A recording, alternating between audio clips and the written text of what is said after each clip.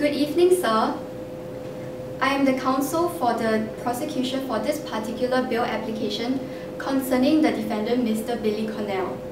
Sir, would you like me to go over the facts? No, thank you. I already have facts in front of me.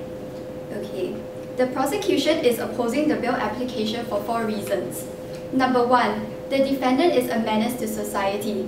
You have heard the evidence that connects the defendant to the crime alleged, with aggravating features such as actual bodily harm.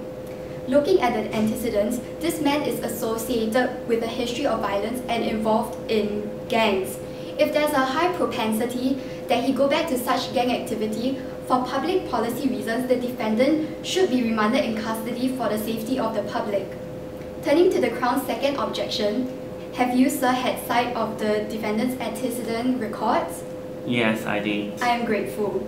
This is a man that has many antecedents. I highlight his antecedents for your attention.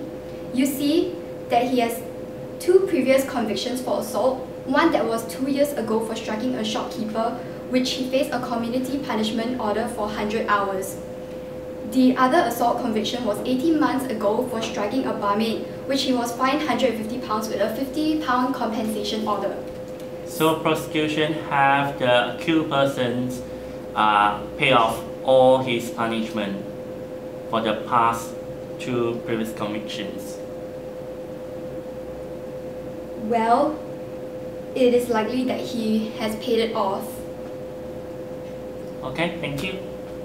Sir, you will also see that the defendant has a recent conviction for theft of a tyre, which he was fined £200 for. Number 3, this is a man that will not surrender to custody. Under Section 4 of the Bail Act 1976, the court need not grant the defendant bail if it is satisfied that there are substantial grounds for believing that the defendant, if released, would fail to surrender to custody. 6 months ago, he failed to surrender to the custody of the court and used alcohol intoxication during his birthday celebrations and was fined £75.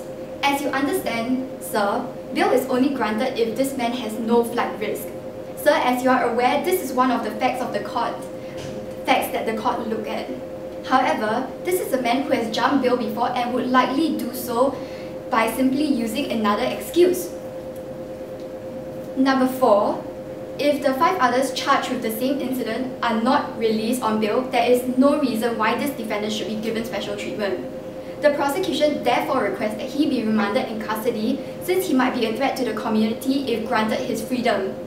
Alternatively, if the court is minded to grant bail, then, sir, the prosecution requests that the court set the bail to a very high amount such as £50,000 with the undertaking of a surety if the accused fails to attend court.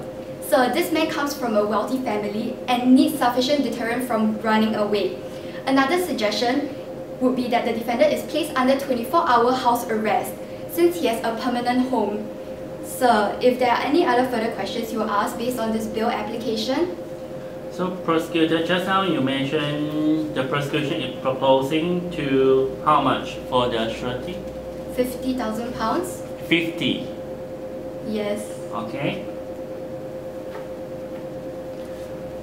So prosecution, do you know what's the job occupations of the accused person? Yes, he's a machine operator, but he left school at 15 years old and began apprenticeship in the engineering trade.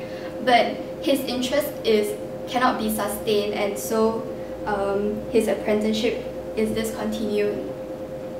So how much he earn per month? I would believe it will be around £1,500. Okay. That's the average earnings of a machine operator. Okay, thank you. I have no more questions. Thank you.